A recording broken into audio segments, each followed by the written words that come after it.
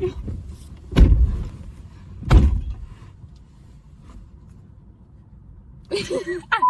I'm Yashika. And I'm Serena.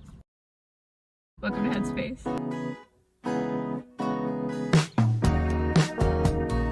So today's episode is going to be a high school toolkit, basically, because Serena tends to be more STEM and I'm more humanities.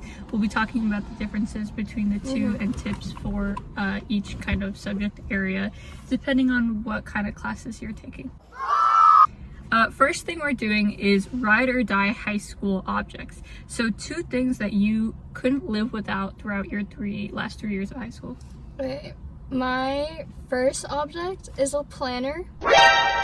I'm not surprised. Yeah, but for me, I tend to forget too. Like, if you can give me a list of stuff and I'll remember like the last thing. So for me, a plan is very, every week I will like have my new weekly goals, and every day I'll add to it. And if I didn't have that, I'm pretty sure I'd be a mess. So that's really helped me these last 3 years.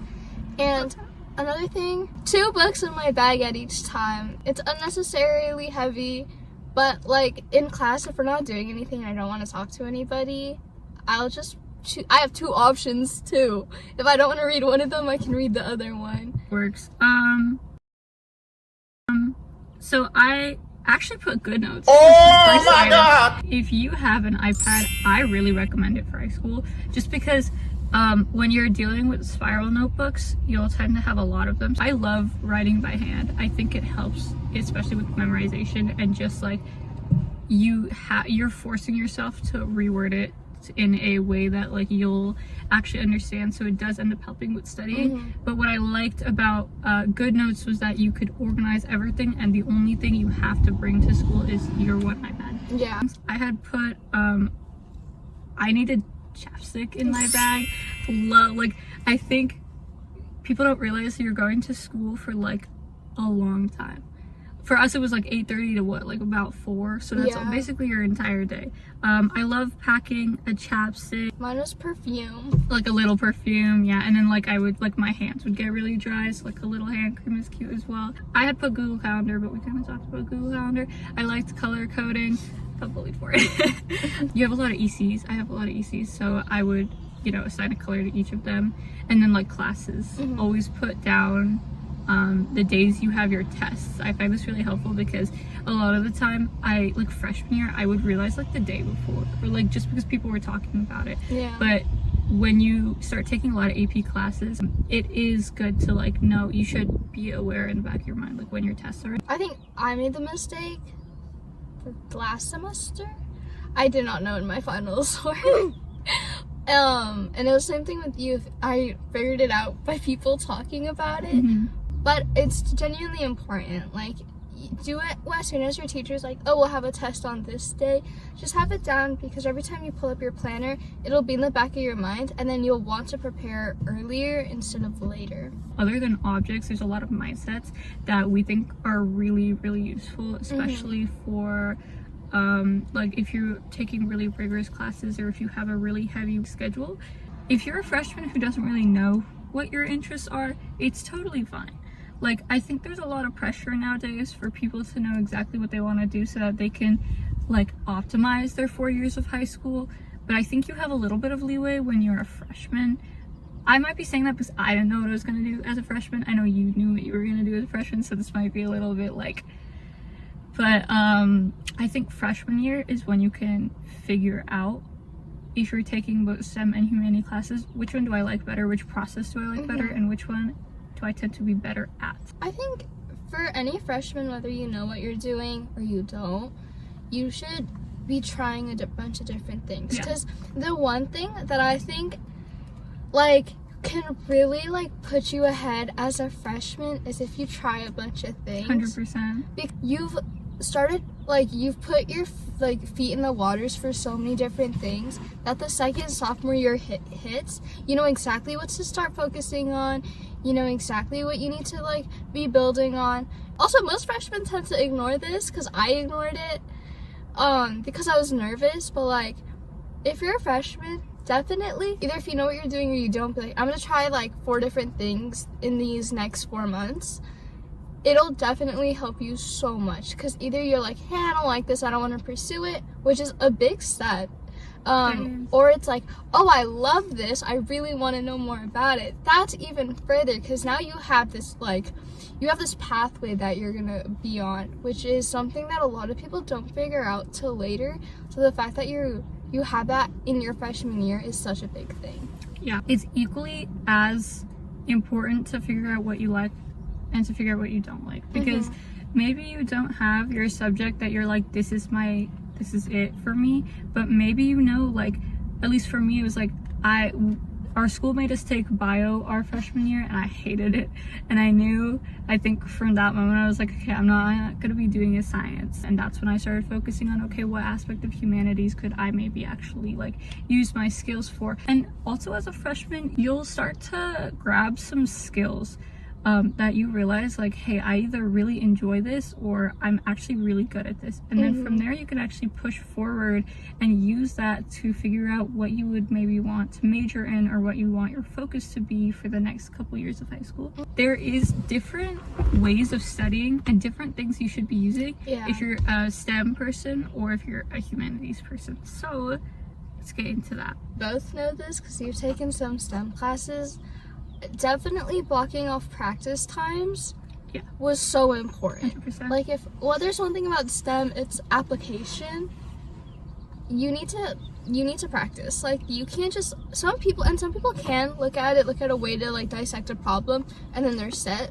But if there's one thing that I've heard and that I've also done, is practice genuinely makes improvement. I think that's a good mindset too. Practice makes improvement, not necessarily perfection. You need to know not only how to do the math, but how to like dissect a problem. That's very important. Like, know what the problem's looking for and what variable you're solving for. That's definitely a big thing. 100%. For STEM, you can always grow. Like, definitely a growth mindset is so important. You need to be ready to use your critical thinking skills and just look what you're finding for, see how you can find it, and then like get your answer. But that all takes your growth mindset, because if you don't think you can do it, you're never gonna do it. Like, you need to be like, hey, my skills in chemistry are not that good right now, but like I can practice my way into being better. You do not have to be naturally good at a science or at a math. It is, I wouldn't say easy to build your skills, but it is doable, and 100%, it's always practice. Humanities, it's more of understanding concepts, but yeah. I'd actually argue that building your skills is easier than STEM than it is humanities. Interesting. I would say it's easier humanities, but I just think that's because I like it more. With STEM, I found it really helpful to break stuff down into steps. Talking about math, I would break down how to do a certain type of problem into a number of steps. Have kind of a process in your brain already. Like, you have a sense of, okay, I can look at a problem, identify what type it is, and then this is my go-to process. Then you automatically have a place to start. So I think the biggest thing with STEM, when you're taking tests, is like, people's biggest fear is like looking at a problem and just not knowing how to do it entirely. And what was really helpful for me is you want a starting place. So having steps in your mind for types of problems, that could be like titrations or redox reactions if you're doing chem. Could also be like derivatives or integrals if you're doing something like calc. So it really applies to a lot of different areas. I think the key to understanding and like really excelling in a humanities class is you need to understand how to read your textbook. The example of AP World, my teacher would give us note outlines, and a big thing about the AP history classes is that there are like specific types of questions you'll encounter. It'll be like, identify a change in continuity or identify a cause and effect. So then when you're reading your textbook, you want to be finding those. When you're writing your textbook notes, you want to write details about that rather than details about the whole kind of section as a whole. You want it to be like almost as if you're answering a question. There's a big difference between just reading your textbook, and actually actively looking for a piece of information. And what really helps with humanities is when you know what you're looking out for. And I think it's very important that those first 2 years you don't rely as heavily on ChatGPT. That's one thing. Like, ChatGPT can definitely be a resource and a friend. You have an issue like that where it's like, hey, maybe I shouldn't say like I'm really bad at it. This is like a weak skill of mine. Do not fall back on ChatGPT. Yeah. The like biggest thing you could do for yourself is actively try to improve on that skill. It's important when you're taking a lot of AP classes is you will not have time in your day to put to all of them. So the biggest thing you can do for yourself in terms of time management is, how can I study for this class efficiently using like a set amount of time, but not so much that I don't have any time left for the rest of my classes. Yeah. Oh, also I don't know what it's called, but the brain dump technique where you spend like 20 to 30 minutes just absolutely word vomiting everything you know about a subject, because that'll tell you what you don't need to study. Like, I think I've definitely spent a lot of time studying stuff I already knew, and then once I started using that brain dump technique, I saved myself like at least a good hour, because I'm like, wait, I'm strong here, and then like I know what I don't know, so then I can focus on that, and that way you're actually prepped for a test. I think that's definitely good for like what to put your time in versus what not to put your time in. What are things that you don't need to be doing during high school, but like you'll hear about a lot from other people? I would say something like pulling all-nighters or bragging about not getting a lot of sleep. But I will say it in the light of, I got barely any sleep my junior year of high school, so I'm not saying I was perfect at this, but I want to tell y'all because it's really important. If you get a lack of sleep, especially the day before something really big like a test, you're not going to be able to recall information as good as if you actually prioritized that sleep.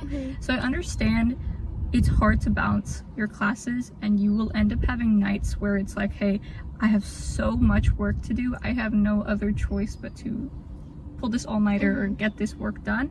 But I would say avoid it as much as you possibly can. You think faster the more sleep you get, so you'll actually, like, in terms of like the way you're taking a test, and I know this because during AP testing for physics, that was the one test I actually got sleep on. Like, I got a full like 8 hours of sleep.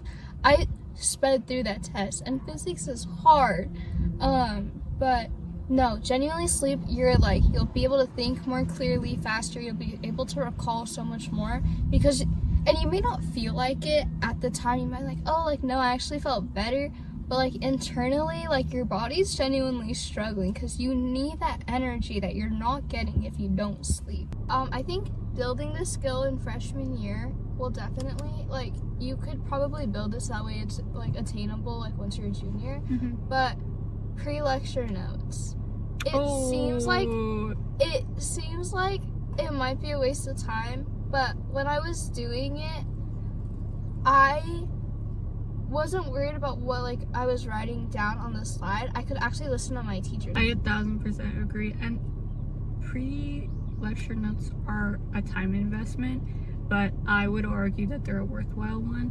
And especially because I just finished a college class I was taking for political science, and my teacher would at the beginning of the week release a lecture outline. I would take the time beforehand to blur everything I already knew about the topic at hand, which was like my version of pre-lecture notes. And it did end up really helping me because I was able to recall a lot of information I already knew and then build like really strong connections when my teacher was actually talking, and I was exposed beforehand to the like exact material she'd be covering for both the lecture and then later on for our midterm and for our final, which I took yesterday. I do this for my CNA class right now. Like, I'll go through the pages that she'll be covering next class, and it makes the class so much more easier, and I can participate a lot more just because I know what she's going to talk about ahead of time, and I absorb a lot more in class because like if she's talking about something that I already have in my notes, I don't need to spend the energy of writing it down. I'll just look out for extra additional information that might not have been covered in the book. I think in high school, you really want to be intentional with everything that you're doing, and don't waste your energy on things that you don't need to be putting your energy in. I think we have to do the comment down below crap. But I don't have that in me to do that. If you're watching this full episode, it's released on YouTube. So yeah, if you would like to comment, if you think, okay, let's phrase it like this. If you want something or you have something you think we should focus on in the future, if you have any feedback for us, yes, please feel free to reach out to us. Our email is linked below. If you want to DM us on Instagram or on TikTok, that's totally fine as well. We have multiple platforms. Feel free to let us know if you want more of some content or if you want to see something different. We're totally open to be hearing that.